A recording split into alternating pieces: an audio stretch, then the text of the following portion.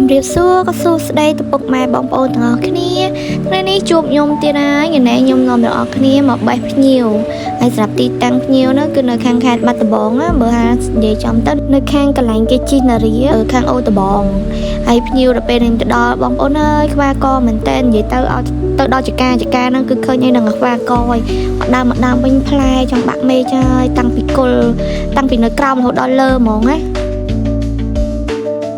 ហើយសម្រាប់ខ្ញុំទៅនេះគឺមានគ្នារៀងច្រើនដែរមានម្នាក់ទៅឡើងបេះទៅម្នាក់ទៀតឡើងថ្ពួកឡើងថ្ពួកអីចឹងណានាំគ្នាបេះអីចឹងទៅខ្ញុំវិញអត់សូវមានប្រយោជន៍ម៉ែនេះបាទថតវីដេអូហ្នឹងឯងដើរភ្លក់អូមកនិយាយបើភ្លក់វិញគឺភ្លក់សឹងគ្រប់ដើមភ្លក់គិតលុយឯងគិតលុយតែយើងបេះយកមកថ្លឹងគីឡូឯណា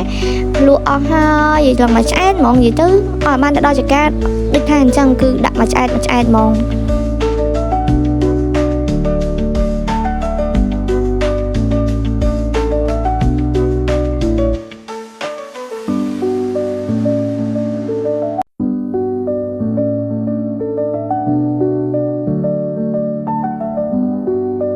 វីដេអូរបស់ខ្ញុំក៏មានតែប៉ុណ្្នឹងដែរអរគុណច្រើនសម្រាប់ទស្សនាកុំភ្លេចចុច like និង follow page របស់ខ្ញុំម្នាក់មួយផងណាជួបគ្នាវីដេអូក្រោយបាយ